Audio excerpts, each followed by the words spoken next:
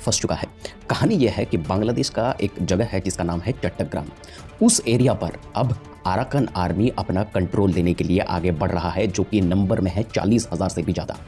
ये Arakan army कौन है, बांग्लादेश के ऊपर ये अटैक क्यों कर रहा है, इनका मकसद क्या है, सभी चीज़ों को आज इस वीडियो में मैं आपको समझाने वाला हूँ। सबसे पहले समझ लेते हैं ये अराकन आर्मी है क्या। देखिए, आसान भाषा में अगर मैं आपको कहूँ तो म्यांमार का जो मिलिट्री पावर है, जो गवर्नमेंट के द्वारा रूल किए जाते हैं, तो उनके अगेंस्ट में खड़े होने वाली एक विरोधी सेना है ये अराकन आर्मी। म्यांमार गवर्नमेंट की सेना के विरोध में ये अराकन आर्मी खड़ा हुआ है और इसका नंबर 40,000 से भी ज्यादा है। लेकिन ये लोग बांग्लादेश के चट्टग्राम पर क्यों आना चाहते हैं, ये समझाने से पहले मैं आपको एक तस्वीर दिखाना चाहता हूँ। मैप के जरिए में चीजों को समझेंगे, बहुत आसानी होगी। आपको बीच में एक नदी दिखाई दे रही है और दोनों तरफ दो भूखंड दिखाई दे रहे हैं। बीच में जो नदी जा रही है, इस नदी का नाम है नाफ रिवर।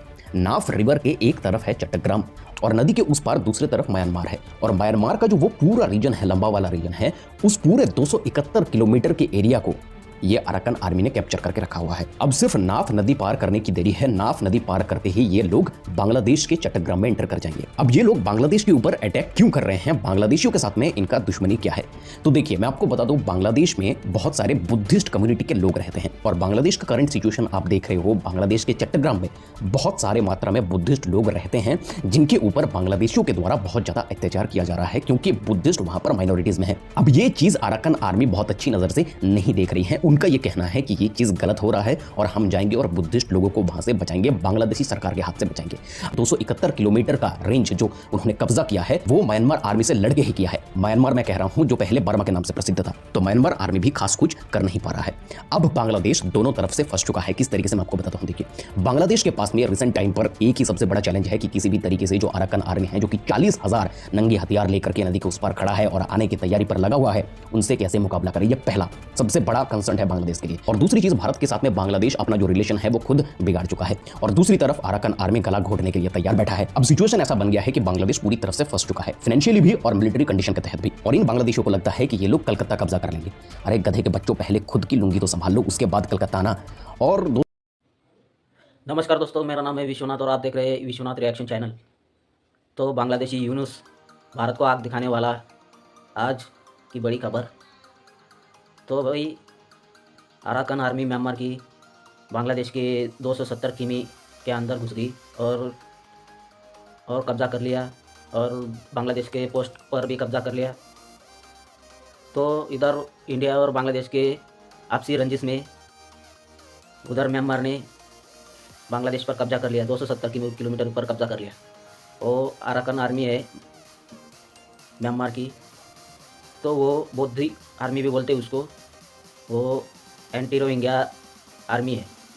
तो हमें फ़ायदा है, वो रोहिंग्या को भगा रहा है वहाँ से और बांग्लादेशी पोस्ट पर कब्जा कर लिया। 270 किलोमीटर अंदर घुस गई अराकन आर्मी।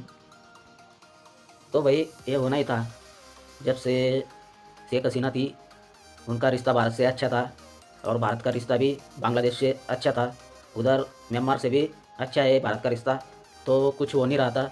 तो जब से वहाँ पे यूनुस सरकार आई और हिंदुओं को मारा जा रहा है और आग लगी पड़ी है कई दिनों से बांग्लादेश में, लोकतांत्रिक संस्थाओं सब हट गए और वहाँ के मौलाना सब हुड़दंग मचा रहे हैं बांग्लादेश में। तो ये देखते हुए म्यांमार ने अराकन आर्मी, एक रोहिंग्या एंटी आर्मी है, बौद्ध आर्मी, तो पहले भी क्लेम किया था भाई, सेंट मार्टिन आइलैंड है बांग्लादेश का, तो म्यांमार ने पहले क्लेम किया गया था कि वो हमारा है। तो बांग्लादेशी भी बोल रहे हैं भाई क्या हो गया, इधर तीन तरफ से भारत ने हमें अटका कर रखा है और चौथी तरफ म्यांमार ने यहाँ पर फौज भेज दिया। और फौज क्या भेजी भाई, 270 किलोमीटर अंदर घुस गई, किमी अंदर घुस गई। तो वहाँ के जनरल को भागना पड़ा पोस्ट छोड़कर। तो सेंट मार्टिन वो आइलैंड है जिसमें अमेरिका का नज़र था, सेंट मार्टिन आइलैंड पर, वो म्यांमार ने क्लेम किया गया था पहले। तो भारत का म्यांमार का रिश्ता अच्छा था और शेख हसीना और भारत का भी रिश्ता अच्छा था, तब से वो शांत बैठे थे। तो अब आग लगी पड़ी है, तो शेर और बिल्ली आपस में लड़ रहे हैं, तो इसमें हम फ़ायदा उठा लेते हैं। तो यही सोच सब बांग्लादेशी आर्मी वहाँ पर घुस गई, वहाँ पर बॉर्डर पर आ गई, इधर का छोड़कर, भारत का बॉर्डर छोड़कर। तो भाई चौथा फ्रंट खुल रहा है अब। तो अमेरिका ने क्लेम किया था कि वो आइलैंड पर हम बिजनेस डेवलप करने वाले हैं, ऐसा वैसा। तो वो आइलैंड म्यांमार का था। तो अब बांग्लादेश के अराकान आर्मी म्यांमार की वहाँ पर 70 किलोमीटर घुस गई। वो यूनुस को चिंता हो गई अब तो आइलैंड ना छीन ले। तो बांग्लादेश की आर्मी ने अपनी पब्लिक को बोल दिया है कि बॉर्डर पर मत आओ, वरना अराकान आर्मी आपको बात पर यूरोप के पास भेज देगी। तो बॉर्डर पर मत आना। तो ये हिदायत दी गई है बांग्लादेश ने अपने पब्लिक को। तो अच्छा है भाई, बॉर्डर पर मत जाना, नहीं तो बात पर यूरोप के पास भेज देंगे वो अराकान आर्मी। वो एक बुद्धिस्ट है, आर्मी है। तो ये घटना हो गई। अब इधर राफेल राफेल भी उनके घर के ऊपर चला रहे भारत। तो देखते हैं वीडियो देखने के बाद में ऐसे ही वीडियो देखने मिलेगी। नए हो तो शेयर सब्सक्राइब कमेंट जरूर कर देना, ऐसे ही वीडियो देखने मिलेगी। तो मिलते हैं अगली वीडियो पे और नई कहानी को लेकर। धन्यवाद।